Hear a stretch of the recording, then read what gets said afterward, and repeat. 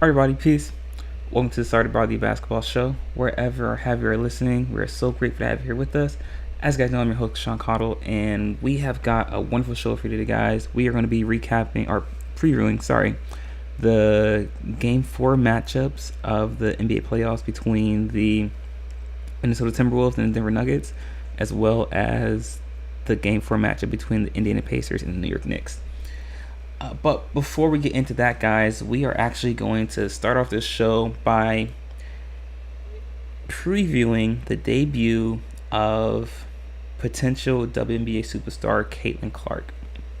But before we get into any of that, guys, if you haven't already, be sure to hit that like button, hit the subscribe button as well, so you guys can stay updated on all our latest content. And if you would like to support our network and our company, you can do so by following the link in the ticker below. It's streamelements.com/startedbydtheshow/tip. Once again, it's streamelements.com/startedbydtheshow/tip. None of this is possible without you guys as fans. We're so grateful and honored for all the love and support you show us. And if you would like to get exclusive content from our channel, you can do so by going to patreon.com, clicking on the search bar, and typing in "Started by the Show." So, with that being said, guys, you can expect a great show for us today. So let's go and get right into it, guys. Like I said, the impact that Caitlin Clark is going to have on the WNBA is non-pareil, and you can look no further than just on our show. Look, we are leading out the show by talking about the WNBA, and that's not something we've done since August, September, when the WNBA playoffs were going on. And it's no question that the impact that Caitlin Clark has had on the WNBA since being drafted a little over a month ago is astronomical. Listen, since Caitlin Clark has been drafted in the WNBA, the Indiana Fever have sold out all of their home games. League pass purchases for the WNBA have increased by 60% compared to last year. And the Dallas Wings, another WNBA team, had to change locations for their home games to the Dallas Mavericks Arena, the American Airlines Arena. And the biggest impact that Caitlin Clark has had so far, without even stepping foot on a WNBA court for a regular season game, is that now for this season, the WNBA will have chartered private planes for all road teams on their away trips. And as you guys know, that was a huge point of contention the past couple of years within the WNBA, because most WNBA teams would have to fly commercial on public airlines. And, that was a big issue for people that were fans of the WNBA, by saying that the players deserve better treatment and it deserved better travel arrangements. But however, if you're a business acumen, you understand that you get what your value is. If you generate more money, then you're able to get more accessories. You're able to get more benefits, and it's strictly business at that point. But this is going to be a huge moment for the WNBA, a new era for the WNBA, and it's prudent that the WNBA maximizes off of this branding, off of this storm of publicity that they're getting. And if you notice, the WNBA has been very meticulous, very peculiar in how they're marketing this new talent of WNBA players.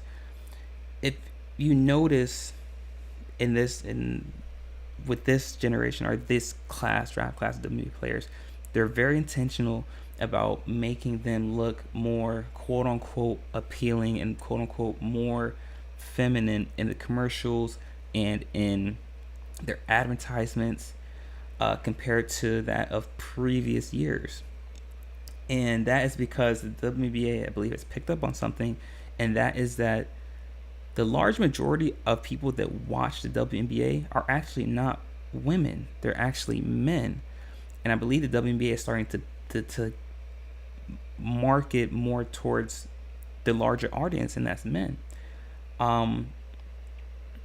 And that's just something I noticed with the way they're marketing this new wave, this new talent of WNBA players that's coming in. And one of the reasons that the WNBA was not able to generate a large audience was because, in terms of going to the games, it's hard to get a family audience at the WNBA games because of the demographic that tends to be at those games. For the most part, a large portion of families, and I guess you could say parents, don't particularly want to be surrounded or be in that sort of environment that are surrounded by that demographic that tends to frequent and be at those WNBA games. That's for ticket sales. And in terms of the streaming and watching WNBA games, the largest audience that watches WNBA games are men. And if you poll most men don't want to watch the women play. And it's unfortunate because there's so much talent in the WNBA. Like I always say, this is the most talent that's been in the WNBA since its inception. And at first, people were saying, well, the WNBA needs to market more towards women because that's who it's geared to. That's what it's made for. And you could say that in a sense, but however, you have to understand, no matter what you put out, who's going to be watching it. And you have to placate towards that. And the WNBA has realized that a large majority of their audience, even at this point of its inception, is men. And so they're going to gear towards that by making it more appealing to men. And whether that's right or wrong is just what it is. But true basketball fans and true viewers of the game will understand that no matter what you say about the marketing, no matter what you say about the analytics and whether they deserve the money or not, or more money, more revenue, no matter what you say, true viewers and true fans and lovers of the game of basketball will tell you that this is the most talent that's been in the WNBA since its inception, and that is the reason why the WNBA is in a great space, not because of potential viewerships and potential marketing campaigns and things of that nature, though those are positive things as well because it will lead to more revenue, more money generated for the league. This is a great space for the WNBA because of the talent that's in it. And and this generated revenue will lead to expansion. It will lead to more roster spots for WNBA players. So this is a great space for the WNBA, however you want to look at it. And it will be nice to see a new direction that the WNBA is going in and moving towards. And the WNBA would bode itself well to play into the dynamic of Caitlin Clark being the face of the league. And I know a lot of, especially WNBA players, they might feel a certain type of way about that. But at the end of the day, you have to do what's going to make money because it's a business. And if Caitlin Clark is going to be what generates the most revenue for the WNBA, you have to do that. But as you guys know, the Indiana Fever, they opened up against the Connecticut Sun. The Connecticut Sun made it to the WNBA semifinals last year, and obviously they're led by Dwana Bonner and Alyssa Thomas, and Bree Jones will be back as well. She's healthy. You guys know she missed the playoffs last year with a foot injury. They also brought in Mariah Jefferson. They still have Tiffany Mitchell as well. They also have Olivia Nelson-Adota as well returning. So the Connecticut Sun are going to be one of the best teams in the WNBA this year. And the Indiana Fever are a young team led by Leah Boston and Caitlin Clark, and I said Lexi Hull. And they also drafted Big Ten Defensive Player of the Year, Celeste Taylor. So there's a lot of young talent on that Indiana Fever team. How quickly they can create chemistry together and be more efficient on the defensive end compared to last year, that remains to be seen. I don't see them making the playoffs this year, but they're going to be an exciting team to watch this year, especially with the pick and roll action of Caitlin Clark and Aaliyah Boston. But let me know what you guys think about this new era of the WNBA that's going to be ushered in today. And obviously, we're just trying to stick on a two-dimensional level right here. We won't get too deep into it on a three-dimensional level because that's a whole different conversation that we'll discuss on our Patreon channel. But guys, in our next segment, we're going to be discussing, excuse me, like I said, the Game 4 matchups between the Denver Nuggets and the Minnesota Timberwolves, along with the Indiana Pacers and the New York Knicks. So be sure to stick around for that, guys. You're not going to miss it. We'll be right back.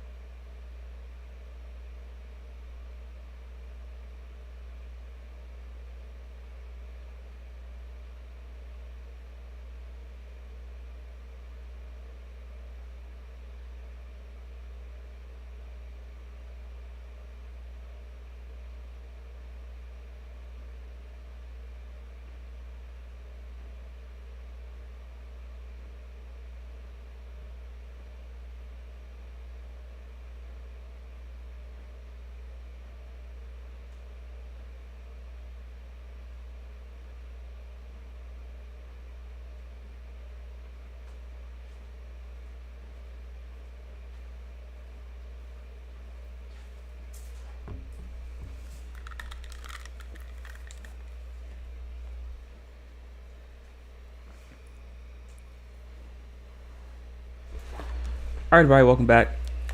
In case you missed the first segment of our show, we discussed the new era that the WNBA is going to be entering and why they're doing a very clever job of shifting their marketing from being geared towards women as opposed towards men, with the way they're portraying this new talent in WNBA. And regardless of what you think about the marketing or the advertisement, the way they're marketing the WNBA now, the WNBA is in a great space because of the talent was actually on the court. This is the most talent I've ever seen in the WNBA since its inception, and that's why women's basketball, that's why the WNBA is in a great space. And obviously, that will lead to more revenue being generated and more expansion teams and more roster opportunities for the WNBA and its players. But that being said, guys, in this next segment, we are going to be discussing the Game 4 matchup going on tonight between the New York Knicks and the Indiana Pacers. As you guys know, the Indiana Pacers won games 3 and 4 to even up the series at 2. Over the course of the last 2 games, 3 and 4, New York has struggled with ball movement, and they have struggled with getting penetration against this Indiana defense. I don't necessarily believe it's because Indiana is doing anything different defensively. It's because that New York has stalled offensively. And that could be, you could say it's schematics, but I believe it's more so fatigue and wear and tear on the body. And then obviously they lost OG Anunoby in Game 2, and I don't know how likely it is that he will return for the playoff for the rest of the series. But as I was watching Game 3 on Friday night, you could the atmosphere and the feeling around that game was that New York needed to win this game, because if they lose Game 3, they're going to lose Game 4, and that's exactly what happened. These Tom Thibodeau-led teams, dating all the way back to Derrick Rose back in 2011, have always broken down at some point in the playoffs, and that's been consistent. That is a consistent thing. That is the consistent MO for Tom Thibodeau-led teams, and there has been no change in his rotation. And I get it. Listen, you are gonna die on that hill. You're gonna go with what got you there, but you have to be willing and able to make adjustments, not only as a coach, but also as a leader. Because now it just you become stubborn, you become bullheaded. Hit Tibbs' approach to coaching in this aspect of not increasing the rotation. I mean, he's stubborn as a bull, no pun intended. And we saw what happened when he was with Chicago, with Minnesota. And now in New York, the same thing's happening. You see Josh Hart. Josh Hart, I think, only had 2 points, if I'm not mistaken, in Game 4. And that's not because they're doing anything differently against Josh Hart. It's just that Josh Hart is playing 48 minutes a game. Josh Hart has not set, up until Game 3, Josh Hart had not set at all a single minute in the series. And that, I don't, these are the best players in the world, the most physically gifted and in shape players in the world. I don't care how in shape you are, how physically gifted you are, your body's going to break down with that usage rate. And the same thing's happening with these New York Knicks. And New York is capable of beating Indiana without OG Anunoby, but it's going to take a collective effort. It's going to take Deuce McBride playing more. It's going to take Alec Burks playing more.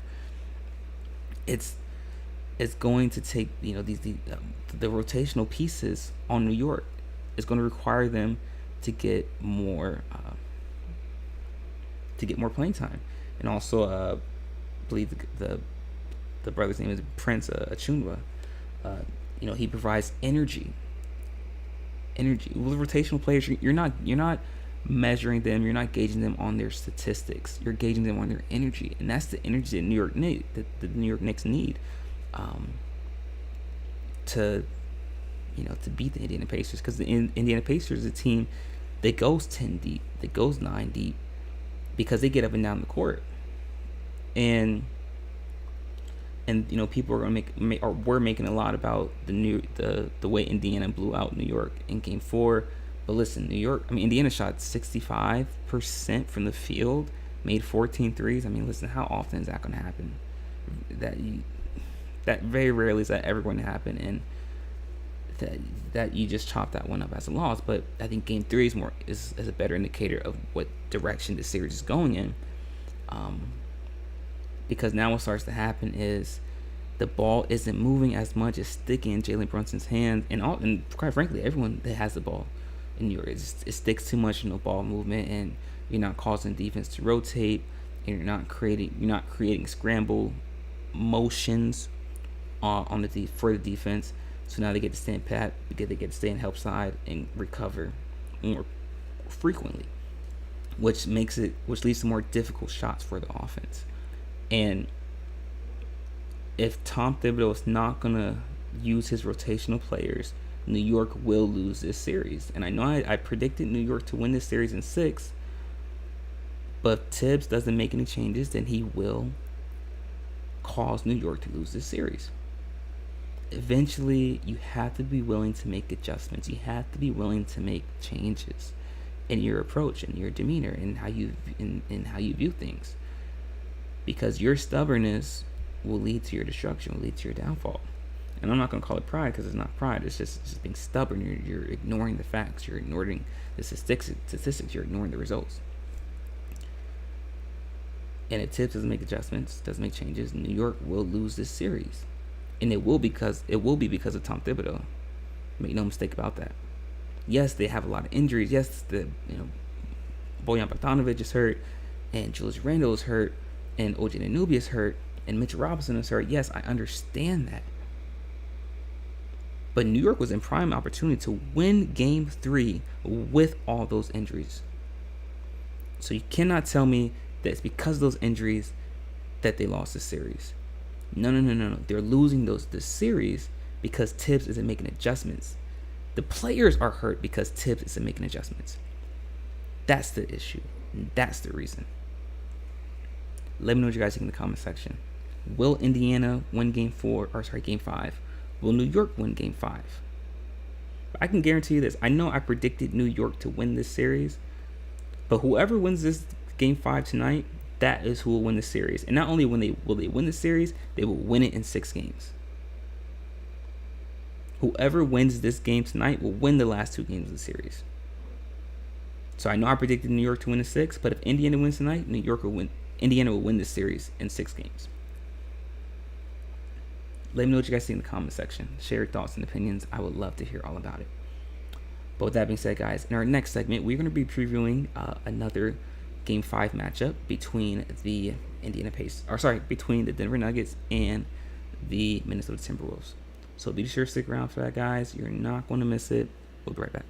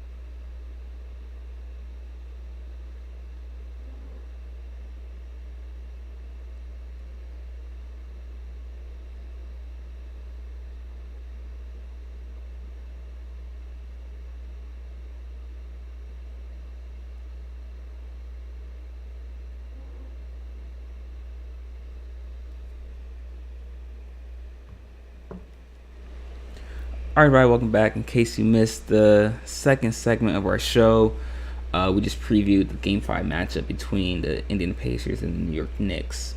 And in this segment, guys, we are going to be previewing the Game 5 matchup between the Minnesota Timberwolves and the Denver Nuggets. No, it says Game 4, but forgive us on the technical difficulty, guys. We are prone to mistakes, even the best of us. So forgive our production team on that. But that being said, guys, like I said, Game 5 matchup between the Minnesota Timberwolves and the Denver Nuggets. Listen, if you guys have not been watching this series, there it is. The Minnesota Timberwolves jumped out to a 2-0 series lead, winning 2 games on the road in Denver. Denver follows suit by winning 2 games in Minnesota. Now the series is tied at 2. Game 5 is in Denver, and much of the talk around the series about what people are saying is the fact that Minnesota squandered opportunity to take a 3-0, 3-1, or even sweep the series against Denver. But we have to give Denver much more credit than what they're being given right now. We have to remember that Denver is a championship level team. Denver is one of the most proficient and efficient offensive teams in the modern era. Listen, this Denver team has dealt with adversity, at least last year, and they have championship pedigree. But we have to look at the adjustments that Denver made, not necessarily what Minnesota isn't doing. We have to look at the adjustments that Denver made. The biggest adjustment that Denver made in this series, particularly in Game 4, is the movement for Aaron Gordon from being off the ball to being the primary ball handler. Because if you notice what was happening when Jamal Murray was bringing the ball up, they were pressuring him 94 feet, Jaden McDaniels was, and the other defensive players on Minnesota, which is causing Jamal Murray to become worn out, tired, fatigued, and it was causing Denver to get into the offense much later in the shot clock, which led to more difficult shots, and more difficult scoring opportunities for Denver. But what Mike Malone did is he moved Aaron Gordon over to the primary ball handler to allow him to initiate the offense, to allow Denver to get into their offense more quickly, because they weren't doubling. Minnesota was not doubling Aaron Gordon when he was bringing the ball up, and quite frankly, they weren't pressuring him either. And that Denver can do that because Jamal Murray plays well off the ball. He's not someone that needs the ball in his hand to be proficient offensively. He moves well off the ball. He moves well off the cuts and off of pin downs and staggers, so he can be proficient offensively. And we already know Jokic is one of the best players in the NBA, and that's why Denver was able to be more proficient offensively, and also that nullified the physicality that Minnesota was bringing defensively, because now they're not pressuring Aaron Gordon 94 feet the way that they were Jamal Murray. They're not doubling Aaron Gordon as soon as he gets past half court the way they were Jamal Murray and Reggie Jackson and their other primary ball handlers. Because what Minnesota doesn't want to do, they don't want to double whoever's just bringing the ball up the court. Because depending on who you can't double off of Jamal Murray. And you really don't want to double off of Michael Porter Jr. And it's a smart move by Mike Malone. That's why Minnesota is not doubling Aaron Gordon when he's bringing the ball up the court. That's why they're not pressuring Aaron Gordon when he brings the ball up the court. But you can't bring pressure. You can't bring double off of Murray or off of Porter, because those are great shooters off the catch. And that's why Minnesota isn't doubling Aaron Gordon when he brings the ball up the court. And it's a great move, great strategical change by Mike Malone. And it completely nullifies the physicality that Minnesota brings defensively.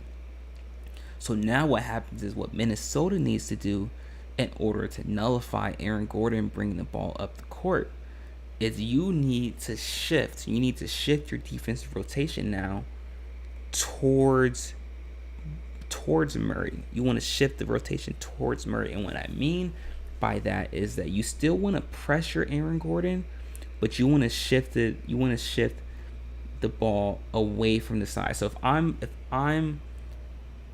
on ball against Aaron Gordon, I'm shifting Aaron Gordon away from Jamal Murray. I'm shifting him away from the ball from Jamal Murray.